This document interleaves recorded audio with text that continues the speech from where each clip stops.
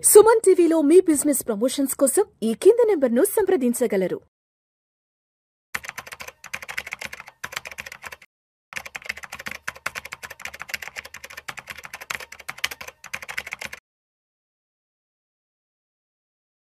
రామచంద్రమూర్తి గారు నమస్తే సార్. నమస్తే విష్ణు గారు. Welcome to Vishnu talks. Thank you sir. So Ramachandramurthy గారు, ఇప్పుడు మ్యూచువల్ ఫండ్స్ లో ఉండే ఎస్ఐపి సిస్టమాటిక్ ఇన్వెస్ట్మెంట్ ప్లాన్ ద్వారా ఒక 10 కోట్ల రూపాయల్ని జమ చేసుకోవాలి అంటే మరి ఈ మ్యూచువల్ ఫండ్ ఇన్వెస్ట్మెంట్ ప్లాన్ అనేది ఎలా ఉండాలి ఏంటంటారు? థ్యాంక్ యూ అండి. ఫస్ట్ ఆఫ్ ఆల్ మీరు అన్న టార్గెట్ 10 crores.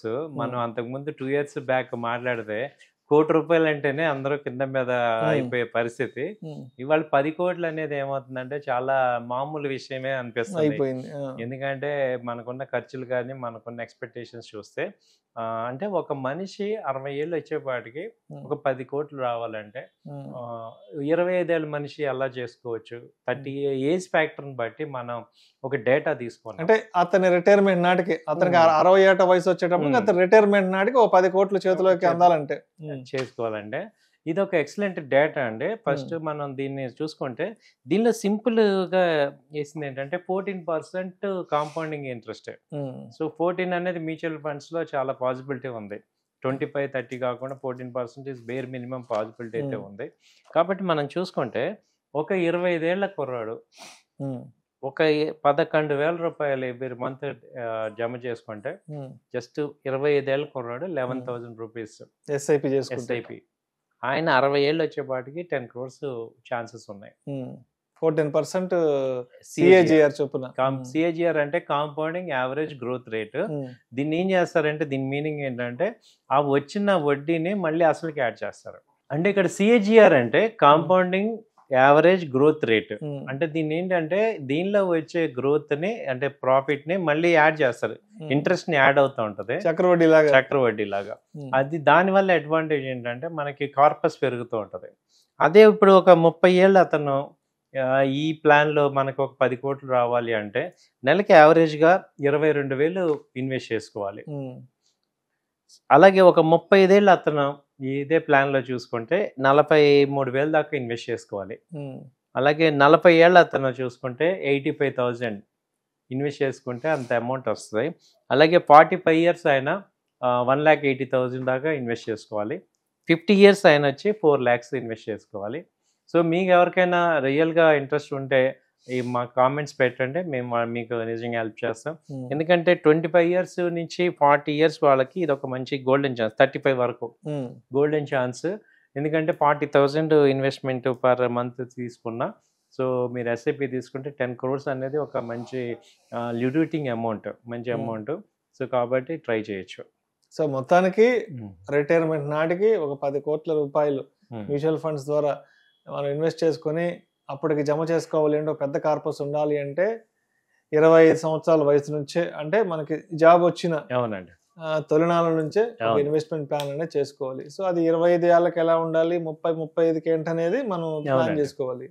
అయితే ఇక్కడ ఇంకొక పాయింట్ ఏంటంటే మన జనరేషన్లో ఏంటంటే మన పేరెంట్స్కి దీని మీద అంత అవేర్నెస్ లేదు. కానీ ఇప్పుడు కొత్తగా జాబ్ చేసే వాళ్ళందరికీ వాళ్ళ పేరెంట్స్ బాగా ఎంకరేజ్ చేస్తున్నారు.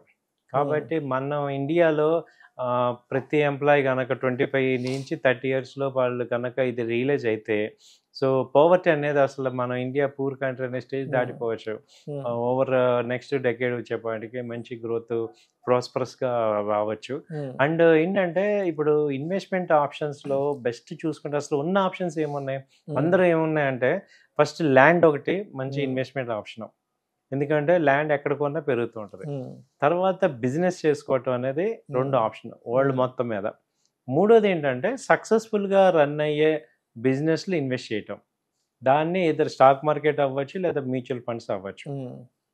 సో అంటే మ్యూచువల్ ఫండ్స్ ఏం చేస్తుందంటే వాళ్ళు ఒక మంచి రన్నింగ్ ఏ కంపెనీస్ బాగున్నాయి సెలెక్ట్ చేసి, వాళ్ళు ఫండ్ మేనేజర్స్ ఉంటారు కాబట్టి వాళ్ళు ఎక్స్పర్ట్స్ కాబట్టి వాళ్ళు మన బదులు మన కార్పొరేట్స్ని వాళ్ళు హ్యాండిల్ చేస్తారు. కాబట్టి మంచి ప్రాఫిట్స్ లాంగ్ టర్మ్లో వచ్చే ఛాన్సెస్ ఉంటాయి.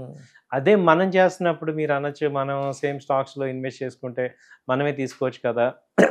మీరు కొన్ని ఎగ్జాంపుల్ చెప్తారు. ఇప్పుడు బజాజ్ ఫైనాన్స్ 100 రూపాయలు పెట్టుకుంటే అప్పుడు 20 years బ్యాక్ ఇవాళ ₹1,00,00,000 అయిందని.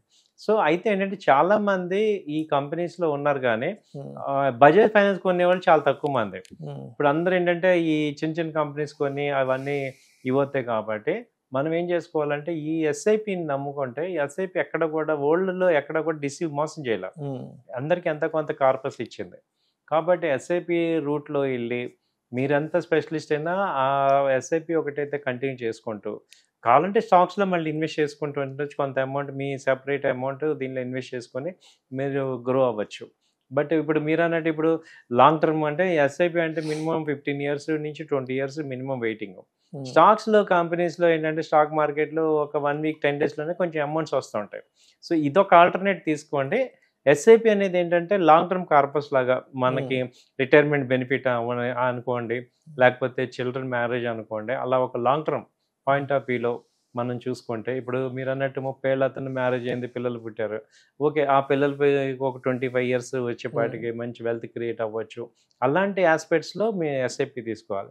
ఇప్పుడు ఇంకో న్యూస్ ఏంటంటే ఈ లాస్ట్ సెప్టెంబర్లో 60 లక్షల ఎస్ఐపిలు క్లోజ్ చేశారంట.